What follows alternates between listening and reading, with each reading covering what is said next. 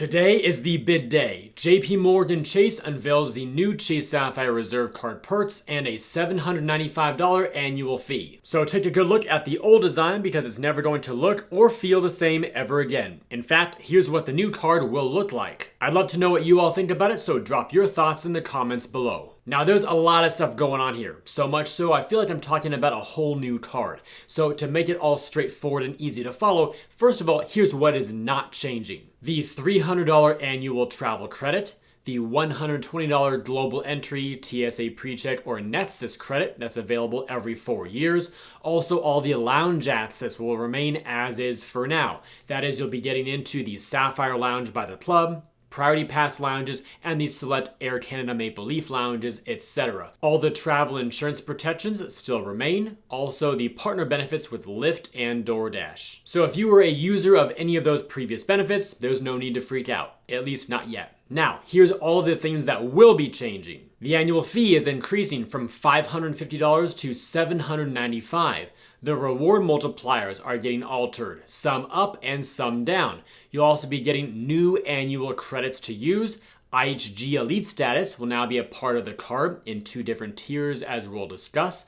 Also, there's some new spend-based benefits. That is, if you spend $75,000 per year, you will get access to them. Moreover, there's an all-new points boost feature, which is entirely replacing the 1.5 cent per point default rate that you get when redeeming points via the Chase portal for travel. That will be fading away, and now you'll be able to redeem at 1 cent up to 2 cents per point for select travel purchases. Giving some detail around that, the Edit hotel collection will give you a flat 2 cents per point. Select airfare will be 1.25 cents up to 2 cents, variable. We also have a new card design, which you can see there off to the left of your screen. The authorized user fee will be increasing from $75 each to $195 each. There's also going to be no more one Sapphire rule, meaning you can now have the Sapphire Reserve and the Sapphire Preferred open concurrently. And lastly, we have a new Sapphire Reserve business card launching, and that will be a separate video because there's more than enough to cover with just this one personal card. All that being said, the remainder of the video will be dedicated to a side-by-side comparison with the old card versus the new. Hopefully that will help you digest all the crazy info a lot easier. Starting off with the old annual fee, it used to be $550, and now it is again $795, representing an increase of $245 per year. And for those of you curious, the overall timeline here, the card first launched back in 2016 at a $450 annual fee,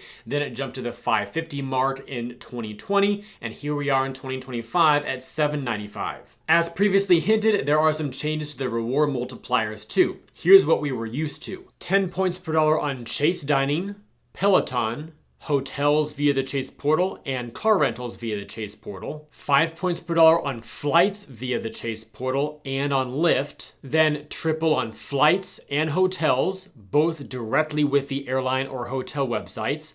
Also triple on dining and other travel, meaning outside of the Chase portal, and 1x on other purchases. And to clarify here, the triple point categories for flights and hotels booked directly, those are part of the other travel category that you all now see highlighted in blue. I just called those two out separately because the new card makes a distinction. So bringing in the new multipliers here, we now see them all side by side. I'm going to color code these in a couple different ways. The first here, using blue, these are all the categories that overlap directly. That is, there's no change in the category, although the reward multiplier may have changed, and I'll point that out in a minute. The purpose of this is to point out what is new versus what is the same in terms of where you earn. So with the new version, you now have a couple new categories to earn 8 points per dollar on cruises via the Chase Travel Portal and 8 points per dollar on activities via the Chase Travel Portal. Then looking to the bottom of the screen, they both earn at the 1x multiplier, but the new version no longer has triple points on other travel. Now that will just earn 1x going forward. Now switching over the colors to point out the earning rates and how those have changed.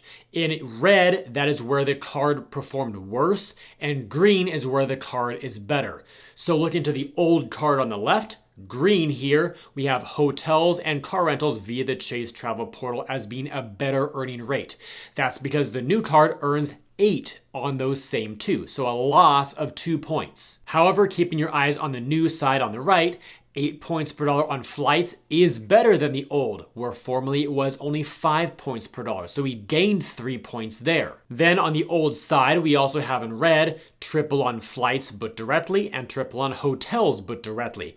That is now worse compared to the new, which now earns 4 points in those same two categories. Also, as mentioned, the old card has triple on all other travel, which is phenomenal. The new one now lacks that. And since Chase has always defined travel so generously, including the transit categories of trains, buses, taxis, limousines, even like toll roads, parking lots, and more, that represents a big loss in value for people who use the card for those types of purchases. Let's move on over to the point redemption side of the equation. So for the old card, we were used to seeing cash back at 1 cent per point, Chase Travel via the portal at a flat 1.5 cents per point, and Transfer Partners, of course, was highly variable based on the partner you chose. Bringing in the new, I'm going to color code this a little bit differently. The old will be in yellow because it kind of falls in the middle, where the new is a range. 1 cent per point, a lot worse, up to 2 cents per point, a lot better. The real world implications of this will have to be determined at a later date once all of this goes live and people start using the portals and seeing what rates we have available to us.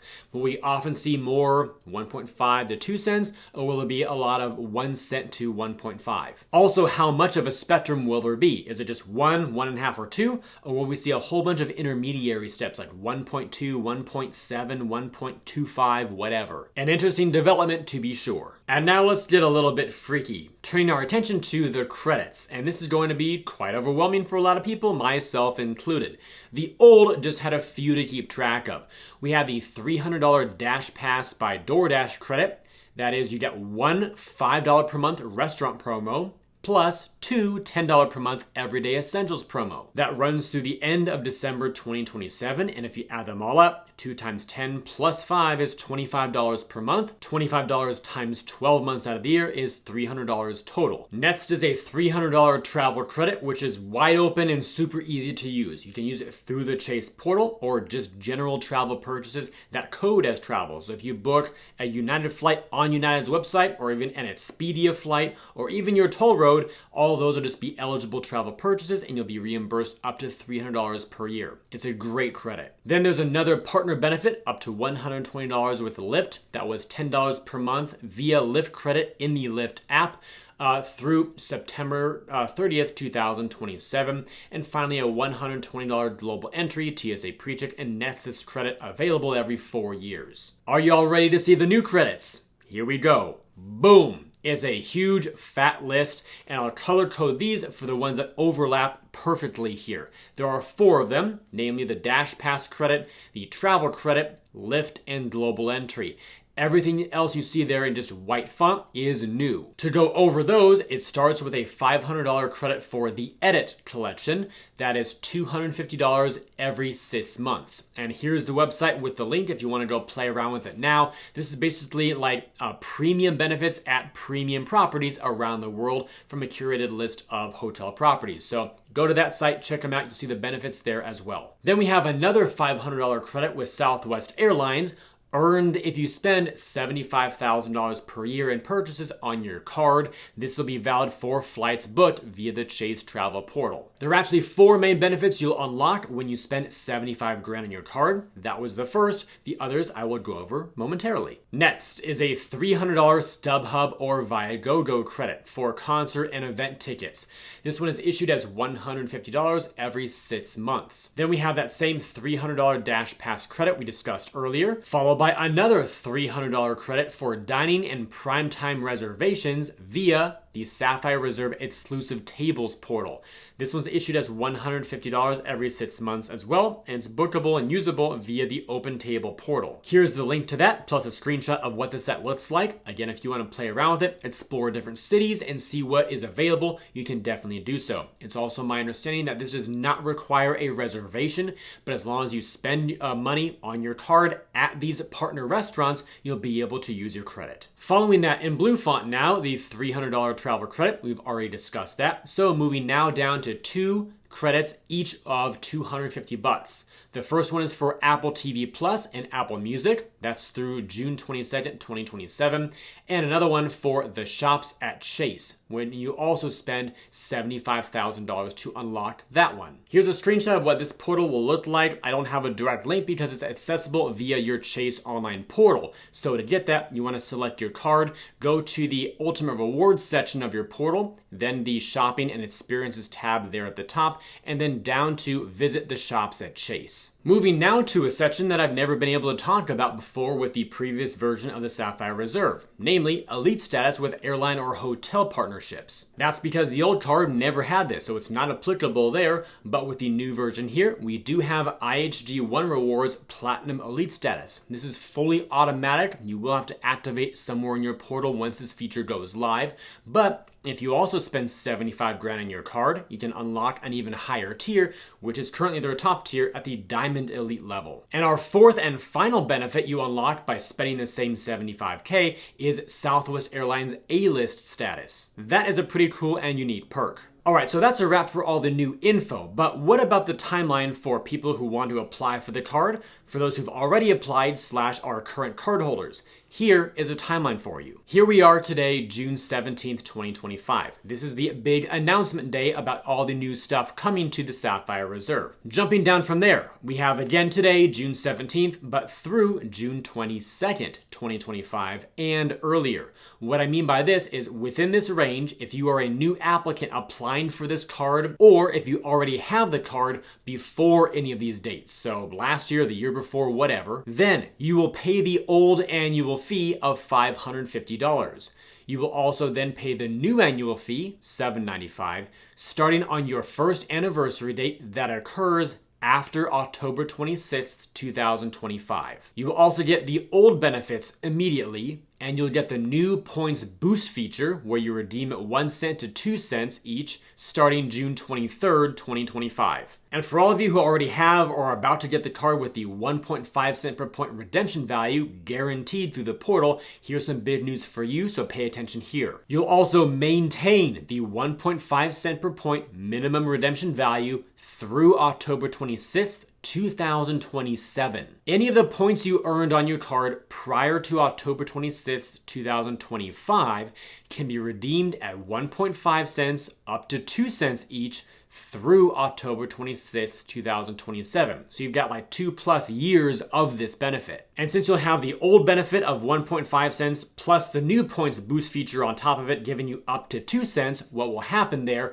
is you will automatically get the highest value for your redemption, with 1.5 cents being the minimum. Finally, after you've had your 2+ years of this amazing benefit here, after October 26th, 2027, your point redemptions will be subject to the new points boost values of 1 cent to 2 cents each, meaning the 1.5 cent as the base will fade away. And one more bullet point here at the bottom, you'll also get all the additional new benefits of the card that were released starting October 26th, 2025, which, yes, does mean that a number of you will be able to pay $550 for at least one more year while still getting all those additional credits. Are y'all still following me out there?